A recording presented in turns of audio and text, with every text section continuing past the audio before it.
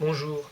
Alors, aujourd'hui, nous allons répondre à une question qui est cruciale dans la foi chrétienne, qui est de savoir pourquoi est-ce que le Fils de Dieu a dû s'incarner en homme et venir sur terre.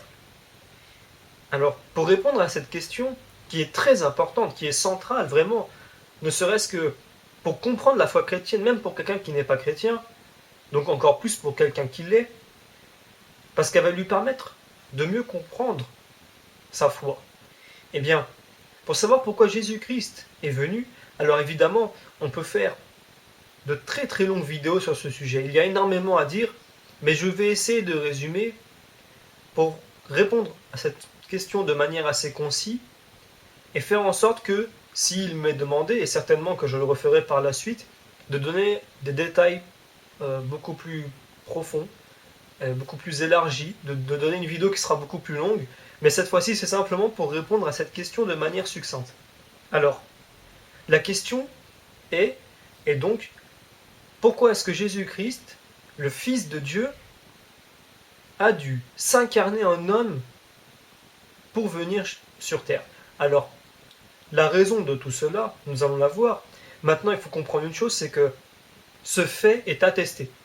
Alors, il est attesté par la Bible, par les évangiles, par les lettres de Saint Paul, de tous ceux qui ont écrit dans la Bible. Vous avez Tite, vous avez Pierre qui a aussi écrit des lettres, vous avez plusieurs auteurs, mais vous avez, il ne faut pas les oublier aussi parce qu'ils sont tout aussi importants, les tout premiers chrétiens des premiers siècles. Nous avons Saint Irénée de Lyon, nous avons Saint Justin le Martyr, nous avons un peu après Saint Jean Chrysostome, nous avons Saint Athanase, nous avons plusieurs saints de l'Église, plusieurs pères de l'Église et docteurs de l'Église qui ont écrit cela, et on voit que de manière continue, Jésus a toujours été considéré comme divin. Alors on mettra de côté évidemment les hérésies, mais nous pouvons dire que les chrétiens, le noyau chrétien qui s'est répandu par la suite de manière miraculeuse et sans jamais verser le sang, est encore aujourd'hui de manière de la transmission apostolique le même groupe de chrétiens que nous sommes aujourd'hui. Bien évidemment, nous sommes beaucoup plus nombreux aujourd'hui, mais nous sommes partis d'un noyau de base, d'un noyau dur qui s'est propagé d'une manière miraculeuse dans l'ensemble de l'Empire romain. Eh bien, ils sont tous partis sur une foi qu'ils ont vue au départ, puisque les premiers chrétiens ont assisté à la mort du Christ, ils ont assisté à sa résurrection, à ses apparitions, ses miracles, et c'est de cette foi-là qu'est parti tout le christianisme. C'est donc sans équivoque. Aujourd'hui, au vu de toutes les preuves que nous avons, que ce soit les preuves, les faits, que ce soit les révélations, que ce soit que l'Église soit toujours debout avec cette foi-là, que l'Église a toujours cru en cela, dès les premiers chrétiens, avant même que l'Église soit l'Église telle que nous la connaissons aujourd'hui, fait qu'aujourd'hui, il relève de la folie de dire que non, ce n'est pas vrai. Jésus ne s'est pas incarné, ou Jésus n'est pas mort, ou Jésus n'est pas ressuscité. Il faut être complètement aujourd'hui fou et en dehors de toute preuve que nous avons aujourd'hui pour dire cela. Alors nous allons partir du principe que cela est vrai. Évidemment, j'ai fait d'autres vidéos qui montraient que Jésus est Dieu. Il faut ne pas oublier que toutes les prophéties qui sont dans l'Ancien Testament, qui annonçaient tout cela, se sont produites en un seul homme. En termes de probabilité, c'est impossible que cela arrive. C'est impossible que cela vienne du hasard. C'est impossible que cela arrive pour quelqu'un d'autre. La preuve en est que, à partir des centaines de prophéties bibliques, certains ont essayé de prendre la place de Jésus. Alors, c'était évidemment burlesque, il faut le dire, puisque nous voyons que certains essayaient en tout cas de réunir une ou deux autres prophéties et de prendre la place de Jésus. Sauf que Jésus, lui, réunit une centaine de prophéties. Ça n'est pas possible, par exemple. Je ne pense pas qu'il soit possible, en tout cas pour un homme, de choisir son lieu de naissance. Eh bien, Jésus, lui, est bien né tel que il a été prophétisé dans l'Ancien Testament. Il y a des exemples comme ça, une centaine d'exemples. Mais en tout cas, c'est quelque chose qui est prouvé, historiquement, matériellement, spirituellement, et c'est le plus important pour nous. C'est prouvé. Eh bien, Nous allons voir pourquoi cela est arrivé de manière succincte. Tout d'abord, la première prophétie que Dieu donne dans le monde, que l'on retrouve dans l'épisode du Jardin d'Éden, il faut se rappeler cet épisode car il est crucial. À ce moment-là, Adam et Ève choisissent délibérément de désobéir à Dieu. C'est à ce moment-là que le péché entre dans le monde et que l'homme ne peut plus se rattraper. Il ne peut plus rattraper l'erreur qu'il a faite. Dieu doit le sauver. Il n'y a pas d'autre personne qui puisse le sauver. Et dès le chapitre 3, en verset 15, nous pouvons lire ceci. « Je mettrai une hostilité entre toi et la femme, entre ta descendance et sa descendance. Celle-ci te meurtrira à la tête, et toi, tu lui meurtriras le talon. » Dès le départ, on voit que Dieu a un plan. Certes, Adam et Ève ont chuté, ils ont abandonné Dieu, mais Dieu a un plan pour cette humanité qui va naître d'Adam et Ève. Et donc, il le dit dans ce passage. Je mettrai une hostilité entre toi et la femme, entre ta descendance et sa descendance. À ce moment-là, Dieu parle au démon. Il dit que ceux qui suivront le démon et ceux qui suivront la femme, qui on le sait maintenant est la Vierge Marie, sa descendance, c'est le Christ, on peut encore faire l'image de dire que c'est aussi l'Église. Et donc tous les croyants qui sont dedans, il y a une inimitié, comme le dit le passage, il y a donc une séparation nette entre les enfants de Dieu et les enfants de Satan, entre guillemets évidemment dans les deux cas. Sauf que dans le premier cas c'est beaucoup plus fort, dans le second c'est un simulacre. Il ne faut pas oublier que Satan cherche toujours à gagner, à imiter Dieu, et c'est toujours un simulacre, c'est toujours d'une manière beaucoup moins forte qu'il essaie de l'imiter. Ça sera ainsi jusqu'à la fin, jusqu'à l'heure où il sera jeté dans l'abîme. Eh bien, les enfants de Dieu, comme on peut le lire de ce texte, sont séparés de la descendance de Satan, donc de ceux qui suivront Satan. Dans cette descendance de Dieu, et donc de la femme, et donc de la Vierge Marie, qui devait venir en Israël, c'est écrit dans l'Ancien Testament, cette descendance-là ne pouvait venir que dans Israël. Ça est dit dans le Deutéronome, chapitre 18, verset 18, qu'un Dieu va susciter un frère parmi vous. Et il parle aux Israélites. Et il dit que le sceptre ne sortira pas de Juda. C'est-à-dire que la royauté ne sortira pas du peuple hébreu. Eh bien, ce roi qui est sorti, c'est Jésus. Alors, dans les autres vidéos qui concernent la divinité du Christ, nous avons vu déjà plusieurs prophéties qui allaient en ce sens. Nous n'allons pas revenir dessus. Mais il est important de voir la raison pour laquelle ce Fils est venu. Là, nous la voyons. Il s'agit de sauver l'homme. Dieu est venu personnellement nous sauver.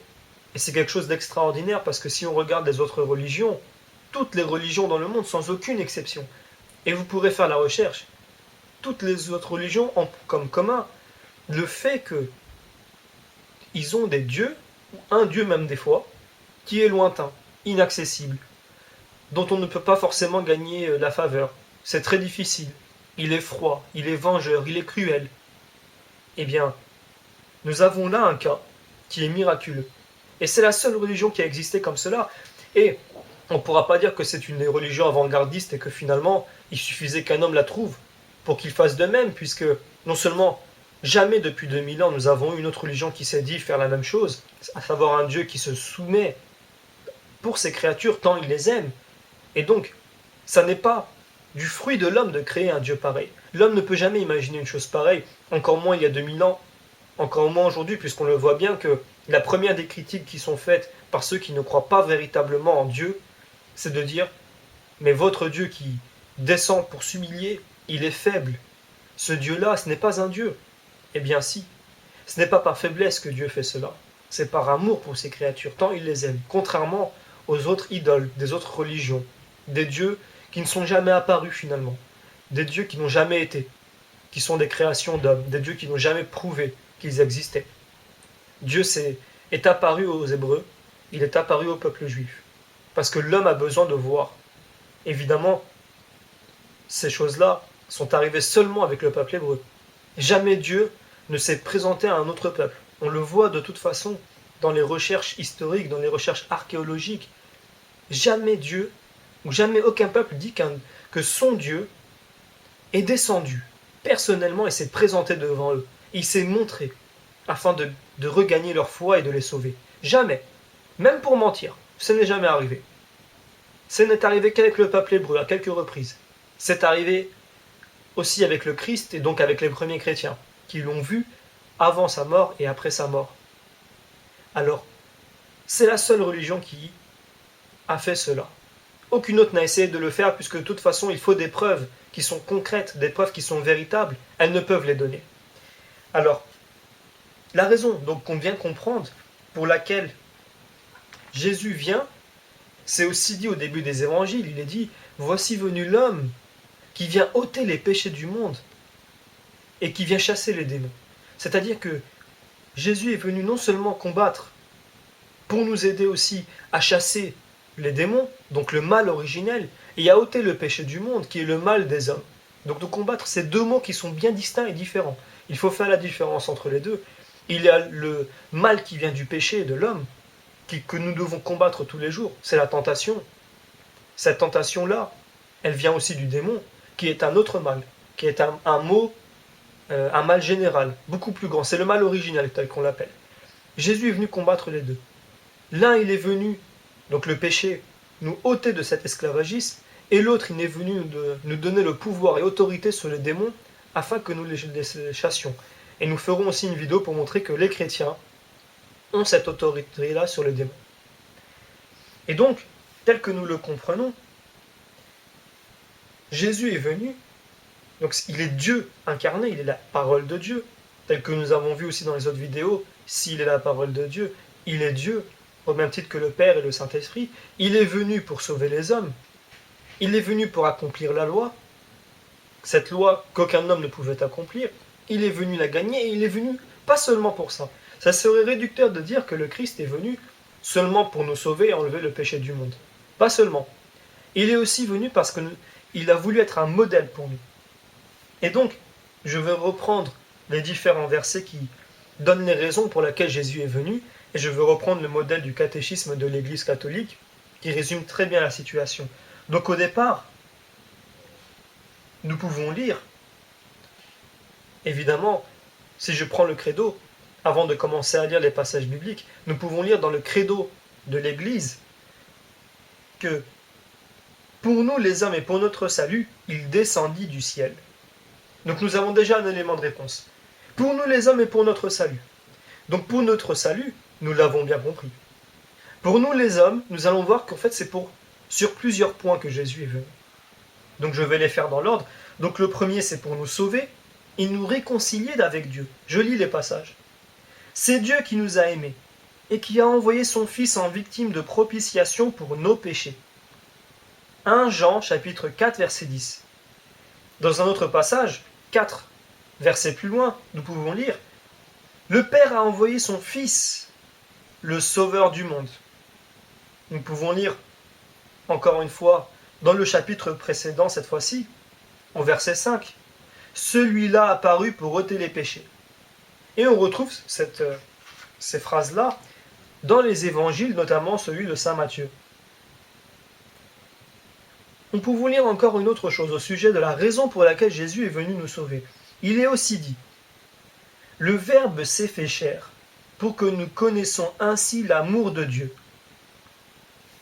Ça, c'est le catéchisme de l'Église catholique qui le dit, mais nous le comprenons. Jésus dit, à un moment donné, « Je suis venu vous faire connaître le nom du Père. » Eh bien, certains témoins de Jéhovah disent, « Il est venu faire connaître le nom de Jéhovah. » C'est une erreur, puisque pourquoi et comment venir faire connaître le nom de manière littérale Jéhovah à un peuple qui le connaissait déjà, puisqu'il sait qu'il ne devait pas le prononcer, et que ce nom était inscrit plus de 6000 fois dans l'Ancien Testament. C'est le tétragramme.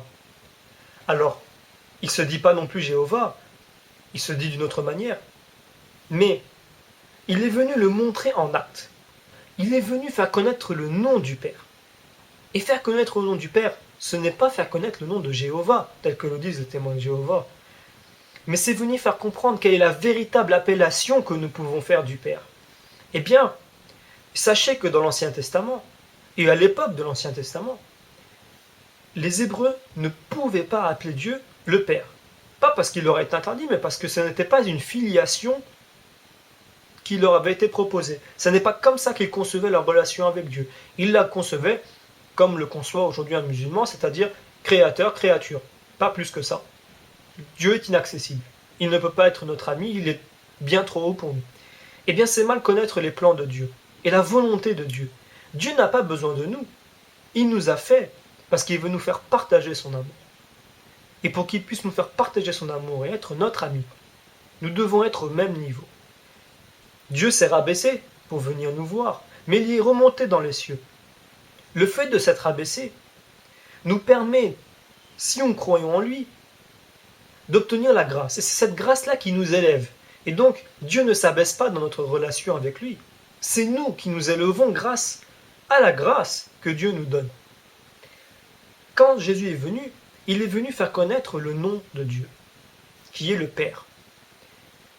Pourquoi est-il venu faire connaître ce nom-là et pourquoi il n'était pas possible avant? Eh bien, dans l'Ancien Testament, le péché était la raison pour laquelle le peuple hébreu ne pouvait appeler Dieu Père. Pour la simple et bonne raison que le peuple hébreu était sous l'ancienne loi, la loi de l'Ancien Testament, nous dirons aujourd'hui. Cette loi-là n'ôtait pas le péché. Tous les jours, il fallait faire des sacrifices, tous les jours, il fallait faire des rituels, et le péché est encore là. Il fallait de nouveau faire les sacrifices, de nouveau faire les rituels. Ça ne résoudait pas la question. Ça ne la résoudait que de manière temporaire. Maintenant, ça la résout de manière éternelle avec le sacrifice éternel du Christ qui suffit. Eh bien, dans l'Ancien Testament, ça n'était pas. Et donc, le peuple de Dieu, le peuple hébreu, était séparé de Dieu. Et donc, il n'y a pas une relation intime et personnelle. Quand Jésus vient pour ôter les péchés du monde et les prendre avec lui, quand il est sur la croix et qu'il dit « Mon Dieu, pourquoi m'as-tu abandonné ?» Il ressent ce que l'homme ressentait à cette époque-là, parce qu'il était séparé de Dieu, parce qu'il avait les péchés du monde. Il avait ses propres péchés sur lui. Quand Jésus est sur la croix, Dieu l'abandonne. Pas l'abandonne dans le sens qu'il le lâche, mais il ne peut plus avoir une relation avec le Christ comme il l'avait avant qu'il soit sans péché. Puisque sur la croix, le Christ porte tous les péchés, et donc il est pire que tous les hommes, puisqu'il est tous les hommes réunis.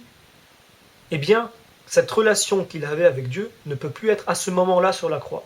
C'est la raison pour laquelle, dans l'Ancien Testament, les hommes ne pouvaient avoir une relation de père-fils avec Dieu, parce qu'ils avaient les péchés.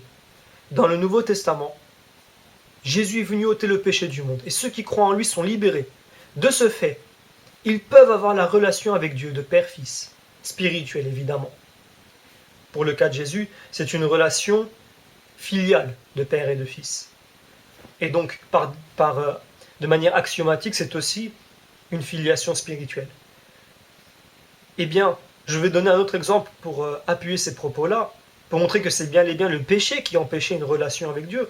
Quand Jésus meurt sur la croix, le rideau du temple se déchire en deux. Alors, certains ne comprendront peut-être pas pourquoi cela est arrivé. Eh bien, je vais expliquer pourquoi. Dans l'Ancien Testament, il y avait le tabernacle, c'était le temple de Dieu, la maison de Dieu, tel qu'il était dit dans l'Ancien Testament. Seul le prêtre pouvait rentrer à l'intérieur. Et il pouvait rentrer une fois par an dans la dernière partie du tabernacle où il y avait la parole de Dieu. Et il pouvait prononcer son nom. Seulement ici, à ce moment-là. Eh bien, ce rideau-là, qui séparait donc l'intérieur du tabernacle avec l'extérieur du tabernacle, donc le peuple de Dieu, est déchiré. Pourquoi? Parce que Jésus venait de mourir sur la croix. Il venait de sauver le monde et d'ôter le péché du monde. Eh bien, son peuple, qui croyait en lui, avait maintenant le droit, tout comme le prêtre, de rentrer dans le tabernacle et d'avoir une relation intime avec lui directement. Et donc, c'est la raison pour laquelle Jésus est venu aussi dire « Je vais venir vous faire connaître le nom du Père ». Par ses actes, il allait nous montrer quel est le Père en acte, l'amour qu'il avait pour son peuple, la miséricorde qu'il avait pour eux, mais il allait aussi nous apprendre comment faire que cette relation devienne la nôtre aussi. À travers ces actes-là et à travers le fait de croire que Jésus est le Seigneur et Dieu, eh bien, nous serons des fils de Dieu. Il le dit dans le Nouveau Testament. C'est la raison pour laquelle Jésus dit « Je suis venu faire connaître le nom du Père ». Et donc c'est aussi une des raisons pour laquelle Jésus est venu. Il est venu nous montrer Dieu en acte. Pas seulement en parole. Il l'a fait en parole. Mais ce n'est pas suffisant. Il l'a fait en acte car il est notre modèle. Et donc, je vais lire les passages qui disent que Jésus est venu pour que nous connaissions le Père en acte. Et ensuite, je vais lire ceux qui montrent qu'il est venu pour être un modèle aussi pour nous. Alors, je lis les premiers. Il est dit, en 1 Jean chapitre 4, verset 9, « En ceci s'est manifesté l'amour de Dieu pour nous. Dieu a envoyé son Fils unique dans le monde afin que nous vivions par lui. » Donc 1 Jean chapitre 4, verset 9. Je vais prendre un autre passage en Jean chapitre 3, verset 16. « Car Dieu a tant aimé le monde qu'il a donné le Fils unique, son Fils unique, afin que quiconque croit en lui ne se perde pas, mais ait la vie éternelle. » C'est donc par amour que Dieu a envoyé son Fils, pour que nous connaissions l'amour qu'il a pour nous, pour que nous le voyions de nos propres yeux, nous qui manquons de foi, qui avons besoin de choses concrètes. Dieu s'est adapté à nos besoins, et il est venu, il est descendu, il nous a montré ce que c'est que l'amour. Il l'a montré en acte, quand il vient pour laver les pieds de ses disciples, alors qu'il est infiniment plus grand qu'eux, il leur lave les pieds. Quand il vient et qu'il pleure pour son ami, c'est pour montrer que, pour son ami qui est mort, c'était Lazare, c'est pour montrer que Dieu aime véritablement son peuple. Il aime chaque personne, au point qu'il est prêt à ressentir les mêmes sentiments que nous avons quand quelqu'un meurt, quand un ami à nous meurt. Eh bien Jésus aimait les hommes. Il l'a montré. Et comme il est l'image du Père, cela veut dire que de la même manière que Jésus aime les hommes, le Père aime les hommes. Le Père étant la source de toute divinité qui ne quitte pas l'éternité, il a envoyé son Fils afin que nous le connaissions, puisque le Fils est son image. Si nous connaissons le Fils, nous connaissons le Père, tel que le dit l'Évangile. Maintenant, je vais lire les passages où il est dit que Jésus s'est aussi incarné en homme pour être un modèle pour nous. Je commence. Prenez sur vous mon joug et apprenez de moi. Donc c'est en Matthieu chapitre 11 verset 29. Je suis la voie, la vérité et la vie. Nul ne vient au Père sans passer par moi. Jean chapitre 14 verset 16. Quand Jésus dit cela, c'est pour nous dire pas seulement que personne ne peut arriver à Dieu sans croire en Jésus, mais personne ne peut arriver à Dieu sans agir, sans passer par le chemin du Christ, donc sans passer par le chemin de la croix et sans passer par les actes du Christ. Donc il est un modèle en ce sens pour nous. Je lis maintenant en Marc chapitre 9 verset 7. Et le Père sur la montagne de la transfiguration ordonne, écoutez-le. Là c'est le Père qui dit, écoutez-le. Donc faites ce qu'il vous dit. Et Jésus nous dit, suivez mes commandements, suivez ce que je vous dis. Et il n'a pas fait que le suivre, il nous l'a montré. Certains par exemple se moquent des fois de la phrase où Jésus dit, quand quelqu'un vous frappe sur la joue droite, tendez la joue gauche. Certains disent, en imitant de manière un peu ironique cette situation, sachez que ce cas est arrivé à Jésus, et il nous a montré comment faire. Il a été un modèle pour nous. Il a aussi été persécuté avant de monter sur la croix, comme personne ne l'a jamais été certainement. Et il nous a montré comment agir. Il nous a montré que même dans ce cas-là, il faut demander pardon sincèrement à nos ennemis et prier pour eux. Il a été un modèle pour nous en tout. Si je continue, nous pouvons lire en Jean chapitre 15 verset 12. Aimez-vous les uns les autres comme je vous ai aimé. Et donc, quand Dieu nous dit aimez-vous les uns les autres, aimez vos ennemis, c'est difficile. Il faut l'avouer, c'est très difficile. C'est peut-être la chose la plus difficile qui est dans l'Ancien Testament, dans le Nouveau Testament, dans toutes les lois que Jésus, tous les commandements, il faut le dire, parce que ce ne sont pas des lois appliquées à la lettre, elles sont bien entendu très générales et c'est à nous à en sonder la profondeur.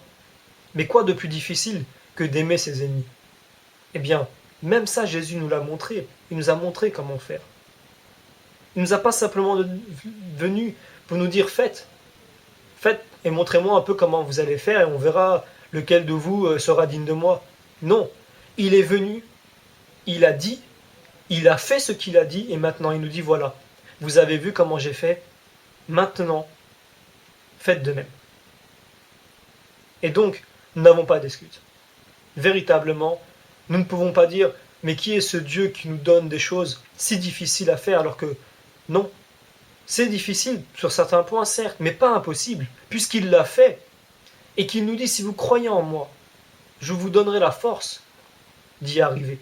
Il nous donnera sa grâce et à partir de là, nous pourrons faire ce qu'il nous demande. Rien n'est impossible à partir de ce moment-là. Et maintenant, je vais aborder le dernier point qui donne aussi la raison. C'est la raison ultime, je pense. C'est vraiment la finalité, pour la raison pour laquelle Jésus est venu nous sauver. C'est que Jésus est aussi venu pour nous rendre participants de la nature divine. Eh bien, c'est le but initial de Dieu. Comme on l'a dit auparavant, Dieu se suffit à lui-même. Dieu est parfait, est immuable. Il vit un bonheur merveilleux au sein de la Sainte Trinité, où le Père se voit à travers le Fils, puisqu'il est l'image parfaite du Fils, comme nous dit la Bible, et que le Fils se voit à travers le Père, qu'il se contemple et qu'il s'aime, et que cet amour est tellement énorme, que naît de cet amour le Saint-Esprit, si bien que nous avons encore une seule personne, un seul Dieu, puisque le Fils n'est que l'image du Père, et le Saint-Esprit l'amour réciproque des deux. Dieu veut nous faire participer à cet amour qu'il y a entre les deux, entre les trois personnes de la Trinité.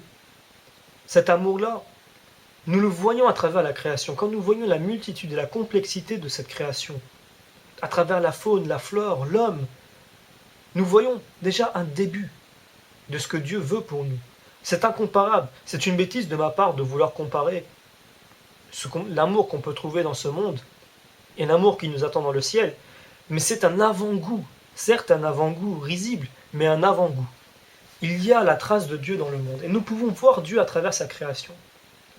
Eh bien, tous les jours nous sommes émerveillés, parce que nous pouvons voir dans la faune, dans la flore, il suffit de mettre des documentaires sur les animaux, sur la végétation, pour voir des choses extraordinaires, et vous pourrez regarder des choses chaque jour, vous n'en verrez jamais la fin. Et donc, le but ultime pour Dieu, c'est de nous façonner, pour nous faire participer dans cet amour de la Trinité. C'est ce qu'on appelle la kénose, c'est-à-dire nous faire obtenir un cœur humble et un esprit humilié, capable de rentrer dans l'amour de la Sainte Trinité.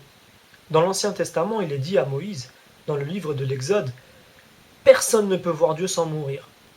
Cela sous-entend que personne ne peut voir Dieu sans mourir à lui-même, c'est-à-dire du fond de lui-même, d'être complètement humilié, d'être complètement soumis à Dieu, afin d'accepter cet amour qui sort de la Trinité et de pouvoir rentrer dans la vision béatifique. La vision béatifique, c'est le 7e ciel.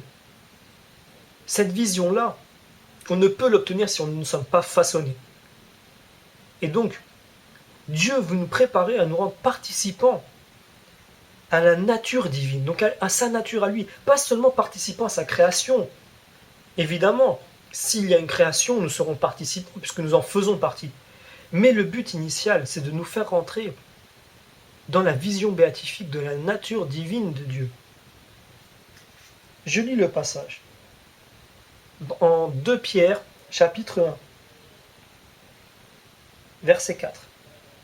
Car telle est la raison pour laquelle le Verbe s'est fait homme et le Fils de Dieu, Fils de l'homme. C'est pour que l'homme, en entrant en communion avec le Verbe, et en recevant ainsi la filiation divine, devienne Fils de Dieu. Car le Fils de Dieu s'est fait homme pour nous faire Dieu, le Fils unique de Dieu. Voulant que nous participions à sa divinité, assuma notre nature, afin que lui, fait homme, fit les hommes Dieu. Alors, ces 2 derniers passages que j'ai lus sont de saint Athanase et de saint Thomas d'Aquin. Le premier, vous pourrez le trouver dans le livre, dans la lettre de Pierre, la 2e lettre de Pierre. Il y a d'autres passages comme ça dans la Bible. Je prends celui-ci, et il est le but ultime vraiment de ce que Dieu attend de nous. C'est la raison pour laquelle Jésus est venu pour nous.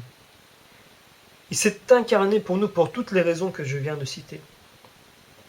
Et donc, c'est une joie immense de voir que dans ce monde où règne la peur, l'angoisse, on ne sait pas ce qui nous attend, on ne sait plus répondre aux questions de la sagesse, les 3 questions principales de la sagesse. Qui sommes-nous? D'où nous venons? Et où allons-nous? Ce sont des questions principales, plus importantes que toutes les autres. Alors, connaître le plan de Dieu, le plan qu'il a pour l'humanité, et le plan qu'il a pour nous personnellement, est très important pour donner un sens à sa vie, et pour comprendre bien ce qui nous arrive.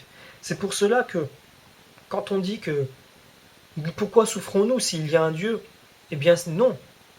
Nous souffrons parce qu'il y a un Dieu et parce que ce Dieu veut que nous soyons humbles, que nous gardons notre humilité. Si nous souffrons, c'est pour cette raison, et je ferai une vidéo sur ça.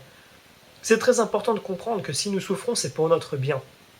Car nous ne pouvons pas entrer dans la vision béatifique, et donc être totalement humble et soumis à Dieu, et être compatissant et attendre tout de lui, et de dire je te suis soumis car je ne peux rien de moi-même. Je sais que le monde est rempli de malheur, je sais que le péché me rend malheureux, j'ai besoin de toi. Eh bien si ça ne nous arrive pas, si le malheur ne nous arrive pas, nous ne pouvons pas comprendre que nous avons besoin de Dieu. Nous pouvons peut-être, mais nous ne ressentirons pas le même besoin. Quelqu'un de très très très riche ne va pas ressentir le même besoin de Dieu qu'une personne pauvre, malheureuse, frappée de tout type de malheur. Alors gardez bien ceci à l'esprit et cherchez à savoir pourquoi Jésus est venu pour nous. Je viens de donner les raisons, mais lisez la Bible et vous verrez que l'ensemble de la Bible a été écrite pour nous. Elle se lit aussi pour nous. Chaque histoire de la Bible peut se lire pour notre propre personne. Elles sont directement pour nous, comme si c'était les récits de notre vie. Et c'est comme ça que nous comprenons aussi que Dieu nous connaît, qu'il sait de quoi nous sommes faits, où nous allons. Et tout ce qu'il veut, c'est nous sauver. Et nous préparer à rentrer dans la vision béatifique, le bonheur éternel qu'il nous a préparé.